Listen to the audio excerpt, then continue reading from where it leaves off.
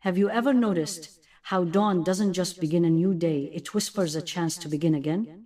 Before the demands of the world rise, before messages light up the screen and footsteps fill the halls, there is a moment of stillness. In that stillness, something sacred waits. It's a space of clarity, a time when the soul is most awake to its deeper needs. And in this quiet, Surah Ya-Seen becomes not just recitation, but realignment. To begin the day with Surah Ya-Seen is not just a spiritual habit, it is an act of setting direction. The Prophet Muhammad ﷺ referred to Surah Ya-Seen as the heart of the Qur'an, and this is not merely a poetic metaphor. Just as the heart sends life to the entire body, Surah Ya-Seen sends light into the entire day. Its words are not background noise, they are active guidance, gentle reminders, divine recalibration. In the early hours, when the world hasn't yet claimed your mind, the Qur'an finds room to enter.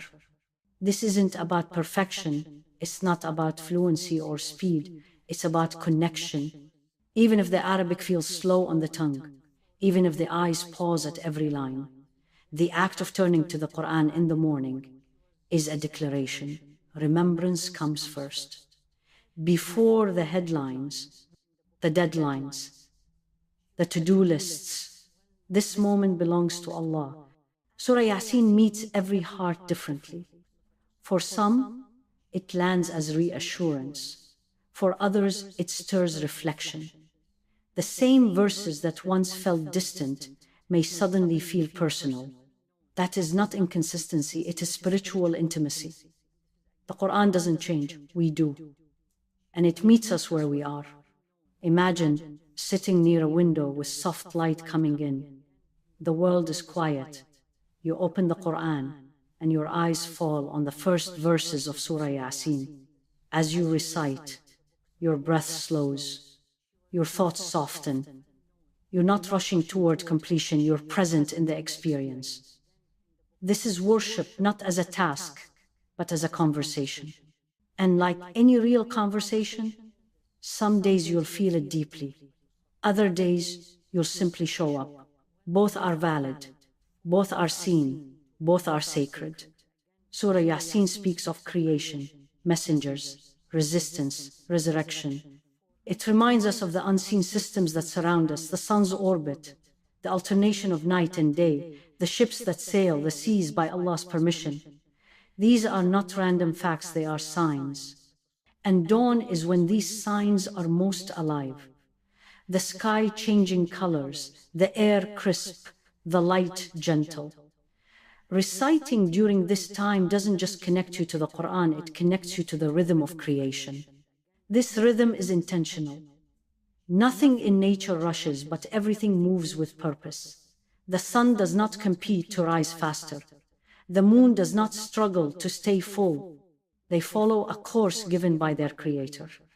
Likewise, starting the day with Surah Ya-Seen teaches us to begin with alignment, not anxiety. You still have tasks, yes, but now your soul leads your schedule, not the other way around. One of the beauties of this practice is how it reshapes identity. Over time, the one who begins with Qur'an becomes someone different, not in appearance, but in essence. The same challenges may arise, but the reactions change. Frustration gives way to patience. Confusion finds direction. Stress meets trust.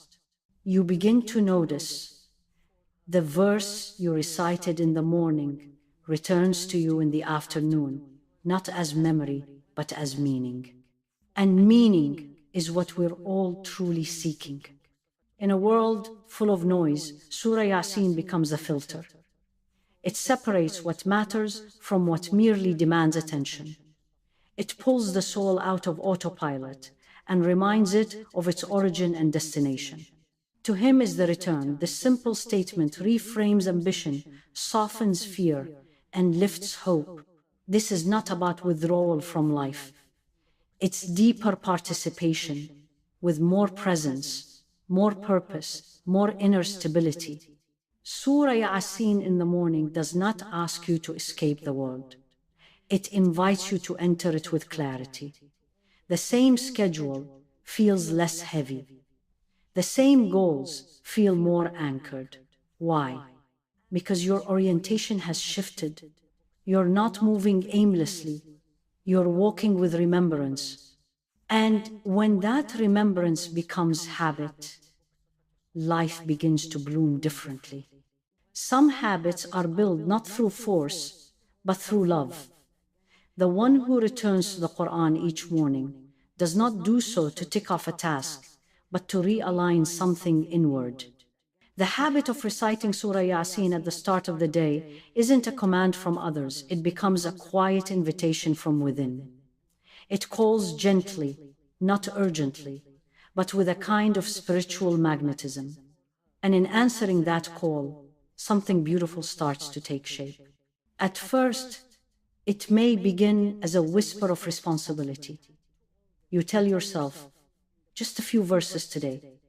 You sit, you open the Mus'haf, and you begin. Perhaps your mind wanders. Perhaps your tongue struggles. But you continue. Day by day, a shift unfolds. That whisper turns into a rhythm. That rhythm turns into a refuge. The verses no longer feel distant. They begin to feel familiar. Not because you have mastered them, but because they have started to recognize you. The morning becomes a meeting point, not a ritual of performance, but a place of return. The soul, restless from a night of dreams or fatigue, finds its first nourishment not in food or news, but in revelation. Even when the body is slow and the eyelids heavy, the Qur'an welcomes the heart just as it is. There is no expectation of perfection. There is only the invitation to be present. Surah Ya-Seen speaks to the one waking with clarity and to the one waking with questions. It speaks to the calm and to the anxious. It never demands that a person be in a particular emotional state before turning to it. Instead, it receives what is real. It doesn't wait for you to be ready. It makes you ready, slowly, patiently, like a breeze that enters without knocking. One of the gifts of this morning practice is the way it starts to soften your relationship with time. When your first appointment is with the Qur'an, the rest of the day feels reordered. The pressure may still exist, but the panic doesn't lead. You find that time stretches in subtle ways. A task you feared becomes manageable. A meeting you dreaded passes more gently. A conversation you were avoiding finds the right moment. These changes are not always loud, but they are precise. They are real. They are from Barakah, not strategy. And Barakah is not earned through speed. It arrives through sincerity. That is why even a few lines of Surah Ya-Seen, recited slowly, can carry more weight than a fast-paced full recitation done without presence. The Qur'an honors effort, not fluency. It measures intention, not volume. Even when you pause, even when you repeat a line twice because you stumbled the first time, even when you sigh and wonder if your focus was enough, know that the angels are writing your effort in gold. Surah Ya-Seen is not only for reflection, it is also for protection. The stories within it are not historical records to be admired from a distance. They are blueprints for modern living. Messengers who were rejected remind us to speak truth even when it is uncomfortable. A single man who ran from the far end of the city to support that truth shows us that influence comes not from power, but from conviction. The imagery of creation, the sun, the moon, the seas, teaches us that movement without chaos is possible. That even in the fast pace of life, we can be anchored if we are guided. Perhaps the most powerful transformation happens when one starts to notice how the verses walk alongside them during the day. The same line recited at dawn may return in the afternoon, not because you tried to memorize it, but because it spoke to something your heart recognized. A line about divine command may come back when you're facing a difficult decision.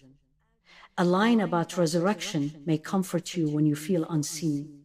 A line about the ships on the ocean may help you accept that some journeys are designed to feel vast and uncertain, but are still within the safety of Allah's plan. You begin to carry the surah with you, not physically, but spiritually. Its echo lives inside your reactions. You find yourself choosing silence where once you would have argued. You take a breath before replying. You choose trust over fear, gratitude over complaint, patience over urgency. And you don't always connect these choices to the recitation, but their root lies there. The Qur'an does not just speak to the mind, it conditions the soul. It trains it like light trains a plant, drawing it upward, even if slowly. This connection doesn't require grand gestures. Sometimes, just a single verse is enough. If one morning feels heavy, let it be a morning of few words but full sincerity. If your energy is low, sit for even 2 minutes with the Mus'haf open. Let your eyes land on the verses, even if your voice remains silent. Remembrance does not begin with sound, it begins with presence. And presence is not measured by productivity, but by intention.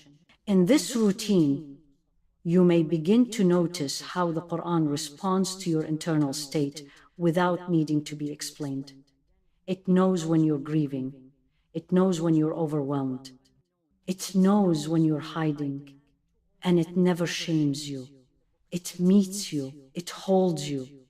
And when you feel too lost to find your own words, the Qur'an becomes your dua. It speaks to Allah on your behalf, with words you didn't know you needed. Returning to Surah Ya-Seen every morning is not about adding one more obligation. It's about reclaiming the tone of the day. When the world rushes to tell you who you should be, what you should buy, where you should go, the Qur'an reminds you of who you already are, a servant whose worth is not measured by control, but by remembrance. And even if one day you miss the recitation, do not let guilt grow louder than return. Come back the next day. The Qur'an is not a scoreboard. It is a sanctuary. What matters is not the interruption, it is the return. The one who returns again and again with humility and hope is the one who is growing. Surah Ya-Seen in the morning is not a milestone to achieve. It is a companionship to build, a slow, faithful friendship with the words of your Lord, a relationship that doesn't shout but holds, that doesn't demand but nourishes, that doesn't compete with your life but gently reshapes it from within. There are certain verses that stay with a person longer than others, not because they were memorized with effort, but because they were lived into being. Surah Ya-Seen, when recited in the stillness of morning, begins to plant such verses in the heart. Over time, these verses don't just comfort during prayer, they shape character during pressure. They don't just echo in the prayer mat's silence, they return in the noise of daily life. And that is when one begins to understand this surah is not just for recitation, it is for becoming. A person who begins their day with revelation does not always become louder in their religiosity, but gentler in their humanity. They do not necessarily walk faster toward their goals, but they walk with steadier steps. There is a difference between moving with momentum and moving with meaning, and Surah Ya-Seen helps close that gap. It teaches that the smallest acts, a pause before replying, a silent prayer in frustration, a soft tone in tension, are not minor. They are traces of remembrance at work. This work is often quiet, even invisible to others. There is no audience for the moments when you catch your ego and choose humility, when you swallow impatience and choose silence, when you forgive someone before they apologize. But the one who revealed these verses sees them all. The Qur'an was not sent for show, it was sent as guidance. And guidance is most powerful when it operates beneath the surface, refining the self gently, like water carving into stone over time. In a home where Surah Ya-Seen is recited regularly, softly. Without announcement, the atmosphere begins to shift. It's not always dramatic. The furniture is the same. The tasks are still there. But the tone changes. Children may not understand every word, but they feel something settle in the air. Guests may not know why, but they feel a certain calm. And the person reciting, they begin to recognize their home as not just a place to live, but a place that breathes remembrance. Even a single voice, reciting with sincerity, can change the direction of a space. Quranic sound is not ordinary sound, it is light in the form of syllables. And where light enters, shadows begin to retreat. A verse in the morning becomes an anchor by afternoon. A dua whispered after recitation echoes into evening. And slowly, a house becomes not just a place of shelter, but a sanctuary. But even the most sincere hearts can falter. There will be mornings that rush past without pause.